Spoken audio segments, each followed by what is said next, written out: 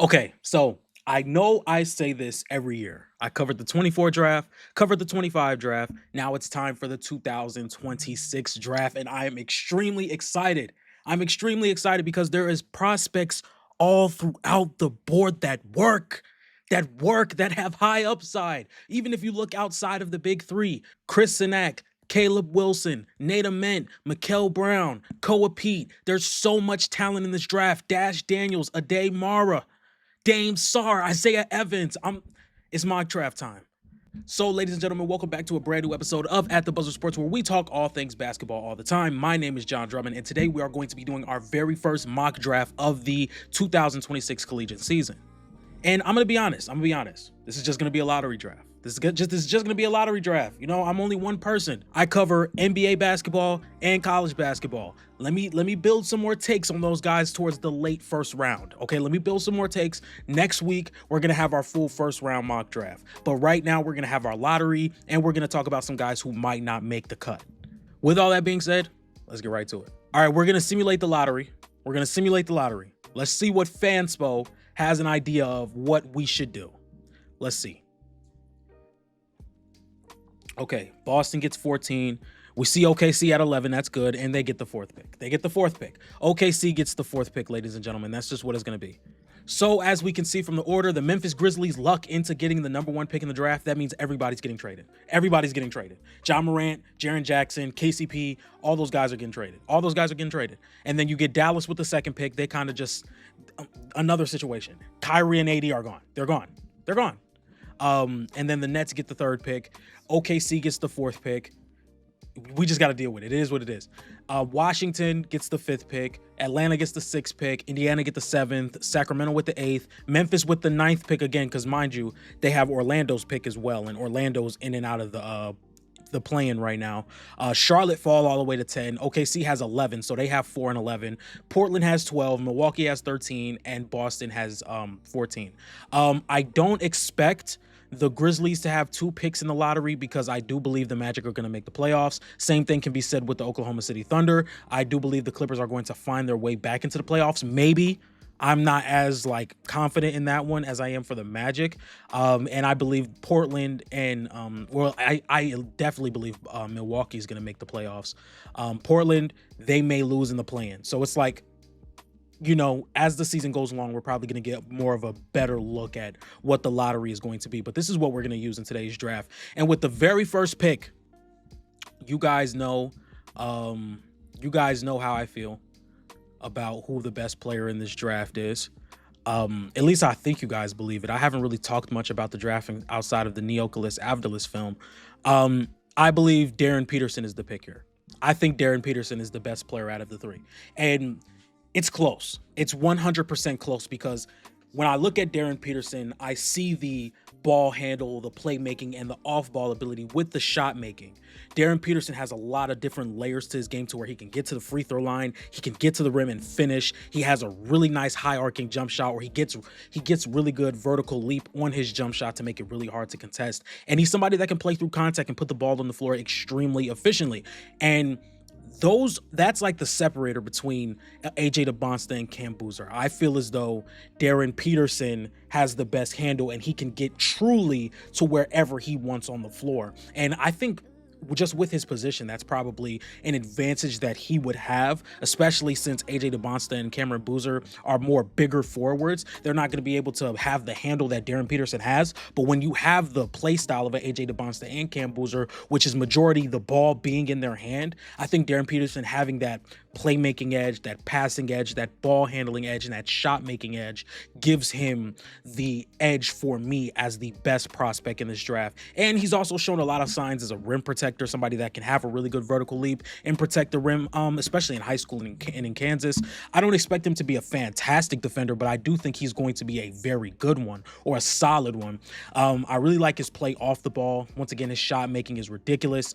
With some of the concerns I have with his game is some of his plays seem predetermined. Like if he decides, okay, I'm gonna drive here, I'm not going to take what the defense gives me and take this pull up mid range shot. I'm gonna go all the way to the rim. Or if I'm taking this pull up 3-point shot, that's what I'm going to do. Even if they decide to blitz me, I feel as though there has to be a little bit more counters within his game, especially in the half court, that can make him more dangerous as a scorer. If you're going to blitz the pick and roll, make the extra pass or split the blitz. If they're going to try and take away the rim, take that pull up mid range shot if they're giving it to you. Those are some of the things I feel as though he has trouble with. But outside of that, I think he's a fantastic prospect.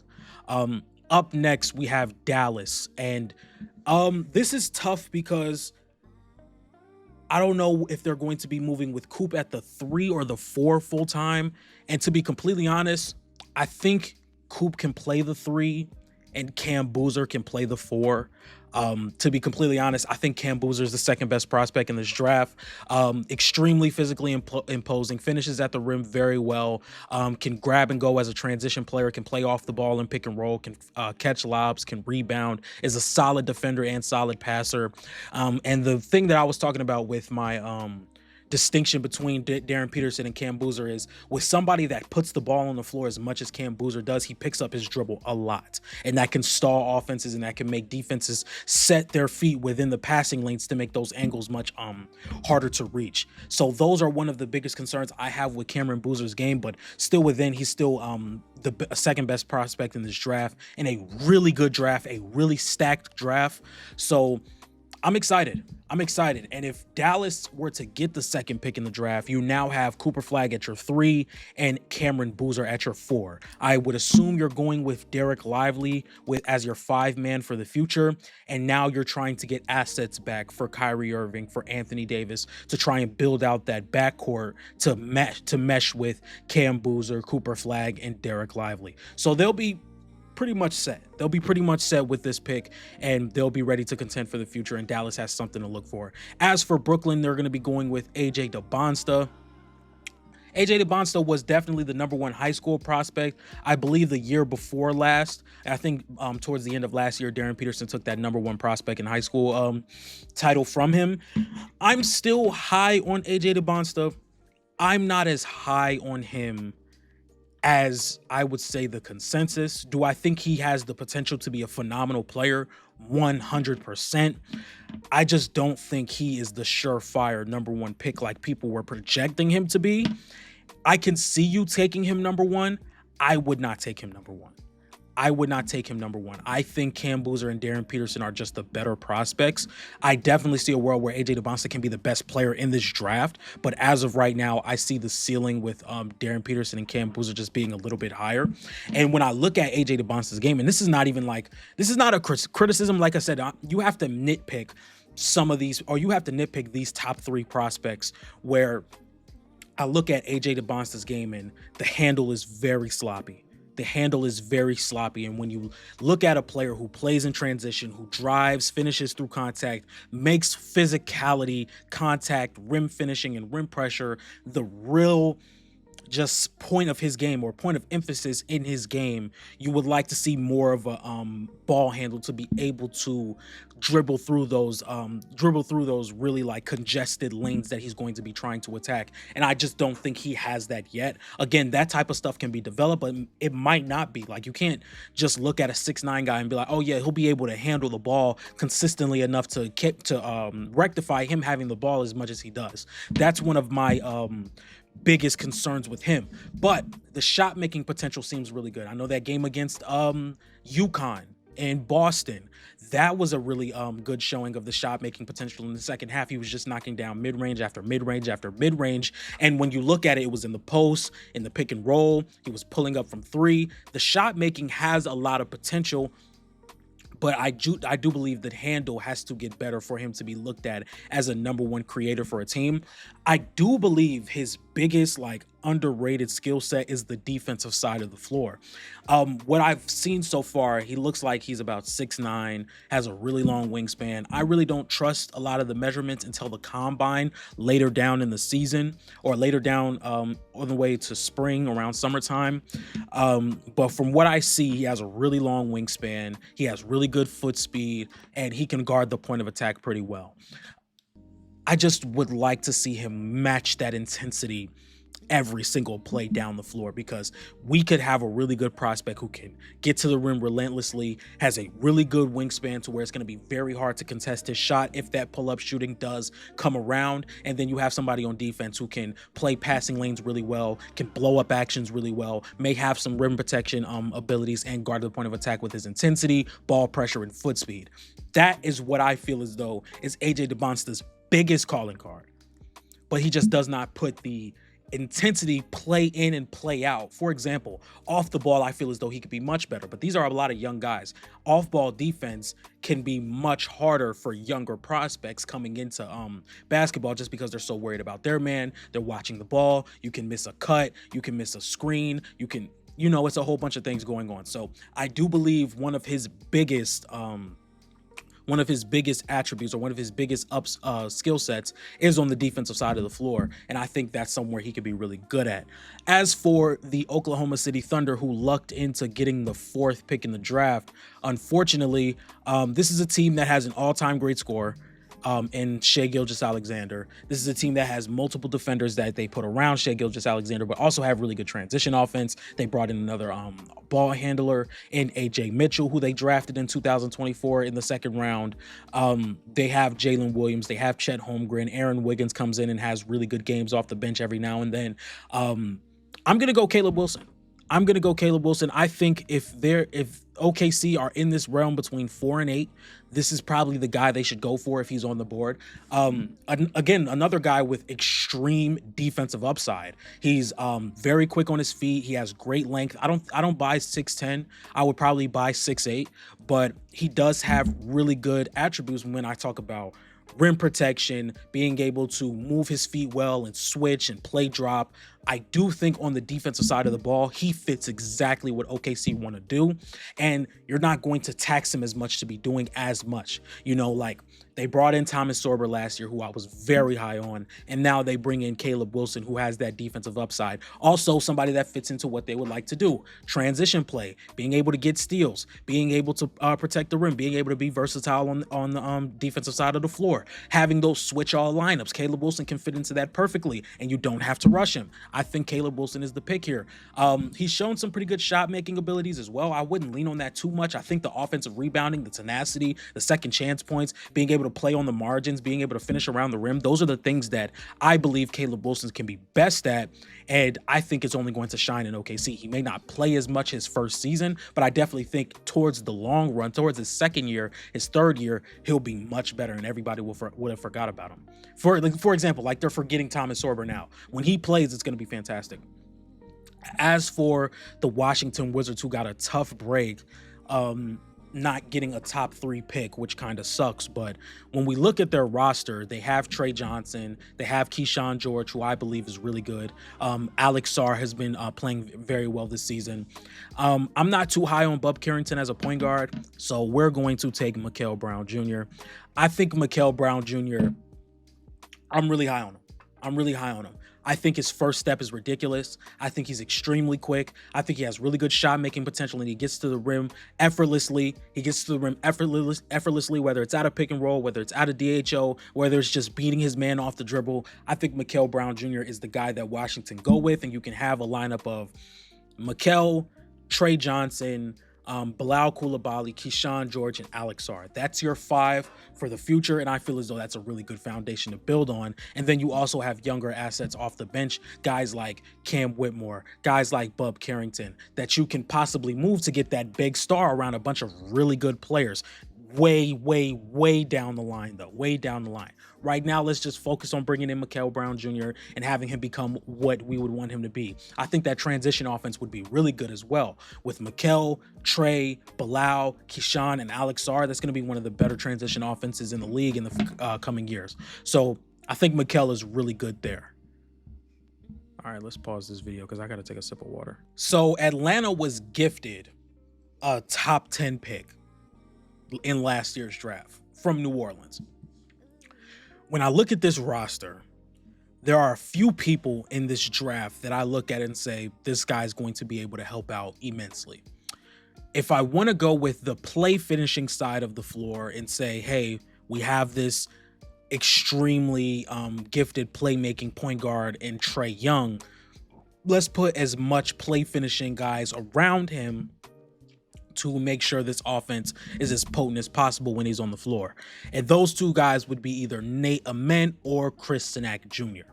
And then if I look on the other side and say, hey, we have this really solid defense with a lot of really good defensive pieces, I would say Jaden Quaintance is probably the player they should go for, because he has shown a lot of potential. He hasn't played this season yet, I believe. But at Arizona State, which is where he was last year, he's shown a lot of really good potential over there as well. I'm actually going to go Nate Ament. I do believe Nate Ament is probably the best player on the board right now.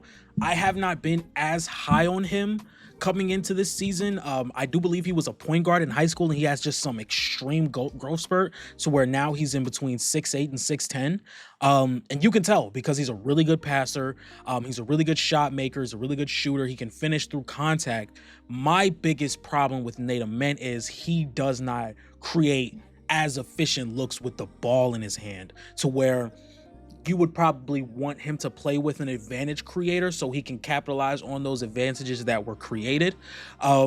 That's my biggest issue with Nate Ament at the moment. But as you can see, the shot making, the finishing, the length, those are the type of things to where he can make quicker decisions once he gets the ball in an advantage. For example, if they're playing a drive and kick type of offense and he drives, he can make the decision. He can throw the lob pass. He can make the skip pass. He can make the laydown pass, but he can also take that one dribble pull up to score efficiently. He can also cut to the basket. He can also rebound the basketball. So those are the things that I look at Nate Ament and say, this could probably work in Atlanta. And it may be a little bit repetitive with getting a guy like Risache, and now you're bringing in a guy like Nate Ament, but I believe stacking talent for this roster is probably what's going to be best. We don't know what the future holds with guys like Kristaps Porzingis and Trae Young.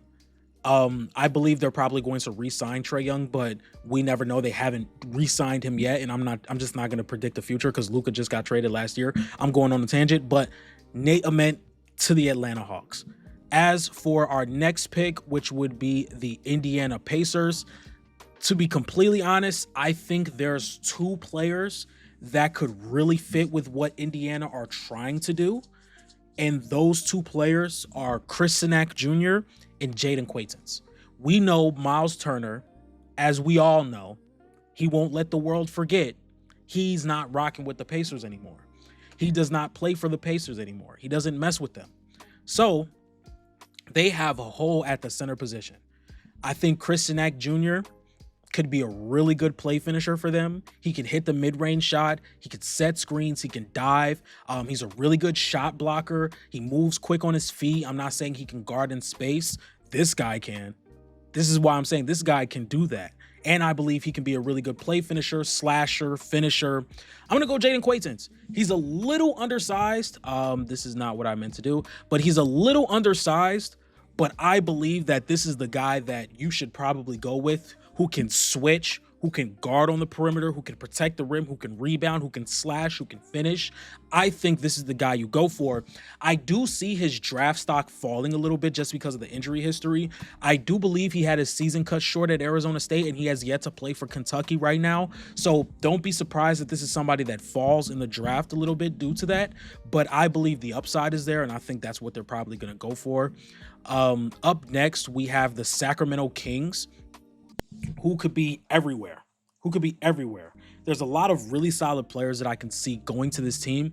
I don't know what the future holds for Sacramento, so these are probably the tougher picks to make when we're talking about a team that we don't know what their team's going to look like going into next season, let alone who they're going to draft in May or June.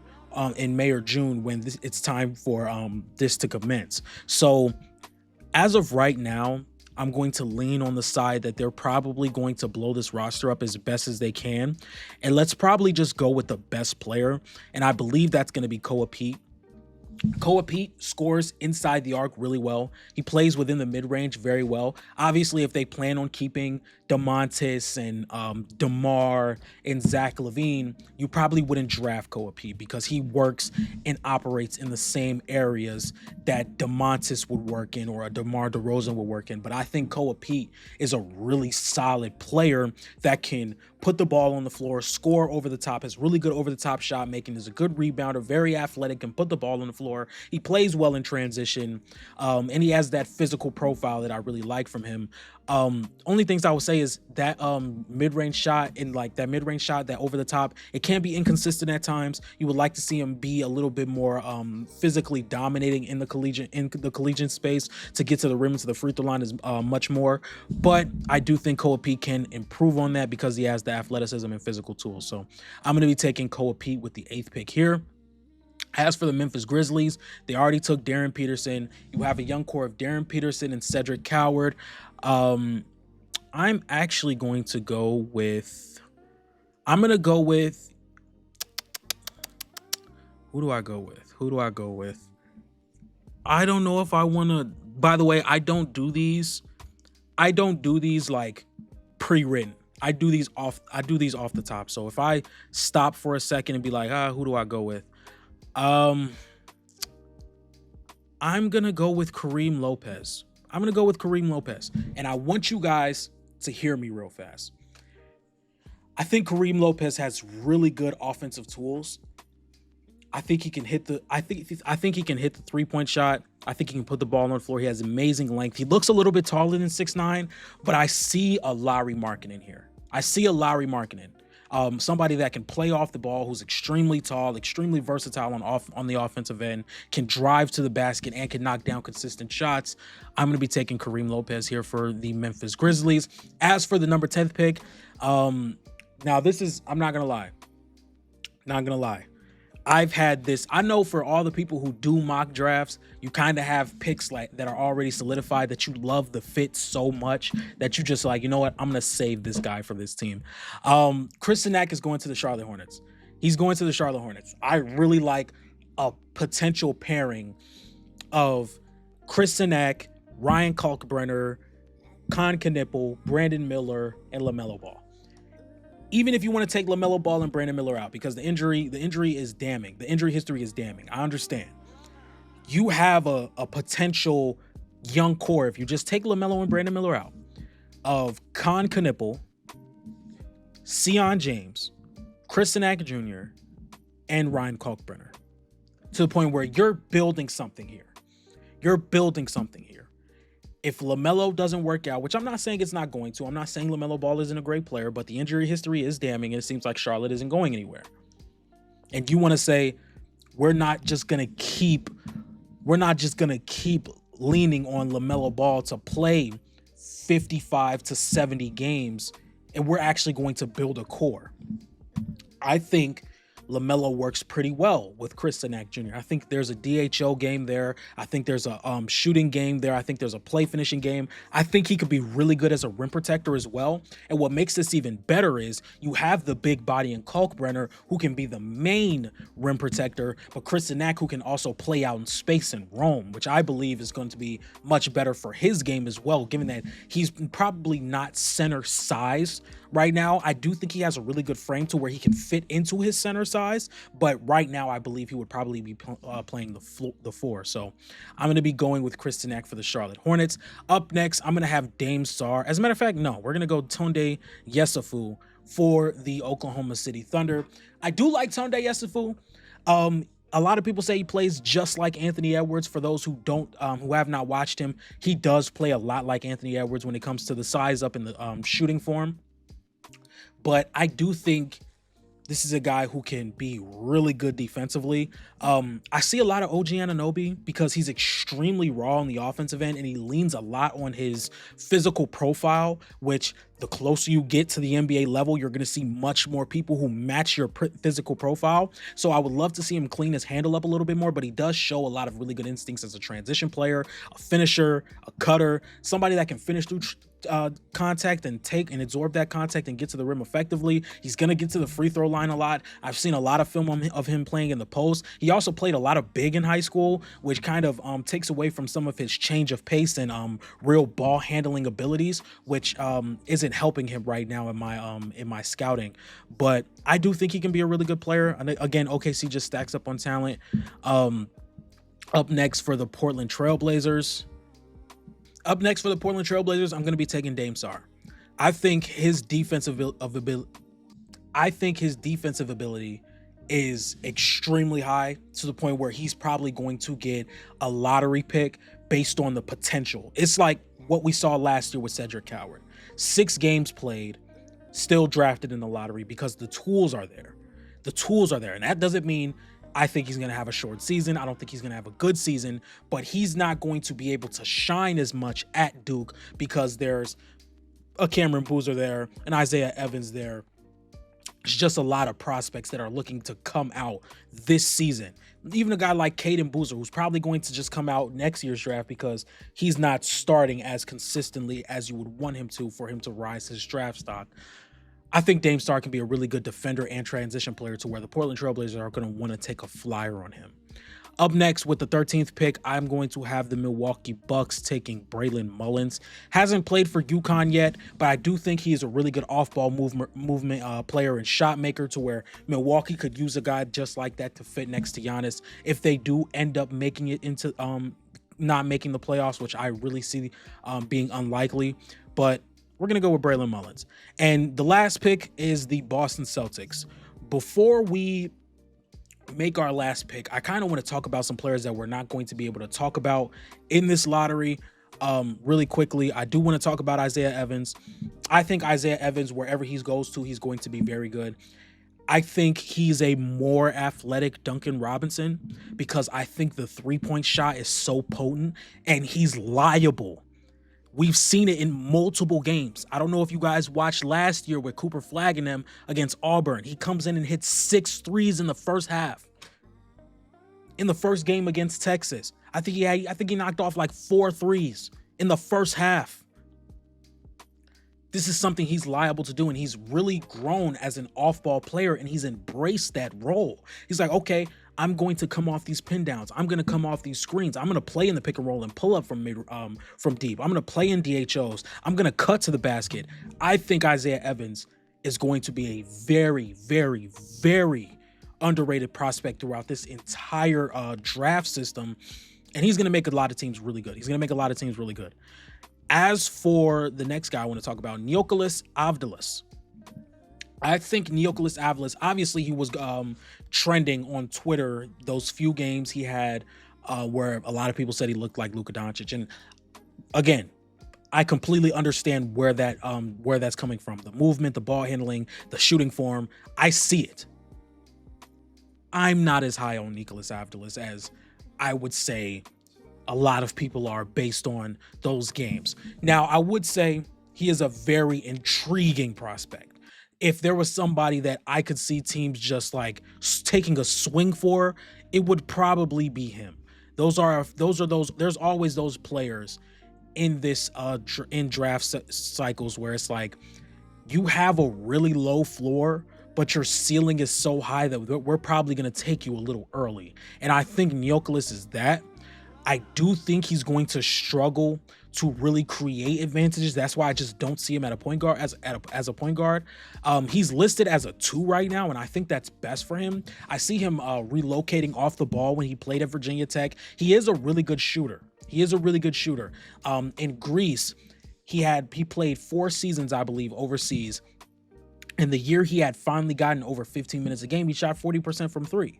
So I think that is something that you can really look at and say, hey, that's something we can build on. I do think he's better than 28, though. Like, I would probably have him around this range where I have him. I just see a lot of people pushing him into like top 10 conversations, and it's like, okay, he had one really good game. He had one great game, and he had a good game. I've watched a few of his games. He's been really good, but I don't think he's a top 10 prospect. Now, if he were to go throughout this entire season and continue to provide the things that we're looking for, I would see that as well. But I just don't see him being able to create the advantages that he would need to justify him having the ball in his hand as much. Now, for the Boston Celtics, this is a team that is going to be looking to contend again next season once Jason Tatum gets back. It's really tough to see who they would go with. I can understand wanting to get a guard. I can also understand wanting to see a big, wanting to get a big. And this is probably the guy that, or this is probably the team that I could definitely see trading back. Oh, and last player I want to talk about. Where is he? Ade Mara. I think right now, Ade Mara is averaging 13 points, 10 rebounds, 3 assists, 4 blocks. Let's not overthink this one. Let's not overthink this one, because you guys definitely overthought it with Ryan Kalkbrenner. And look what he's doing in Charlotte right now. I was trying to tell y'all about Ryan Kalkbrenner. Ade Mara.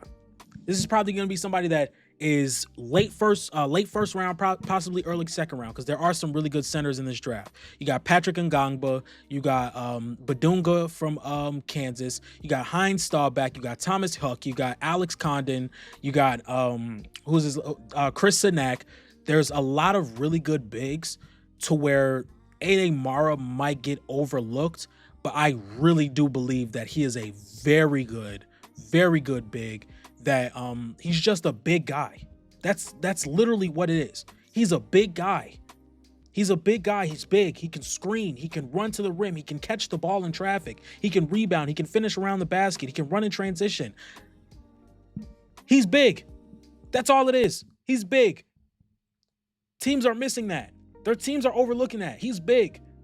Now, don't call me racist. I'm going Bennett Sturts here. I think he's a really good decision maker, pull-up three-point shooter, and he's older, which is going to help with Boston and what they're trying to do. So I'm going to take Bennett Sturts here. This is my final mock draft, my very first mock draft of the season. It's crazy how it's 30 minutes long and we only did 14 picks. So just imagine how this is going to be when we start doing 30 picks. For those who don't know and who are new to my channel, because I have mock drafts through all last year and even the 24 draft. If you guys don't trust my vision, go watch my past drafts. That's all I'm going to say. That's all I'm going to say.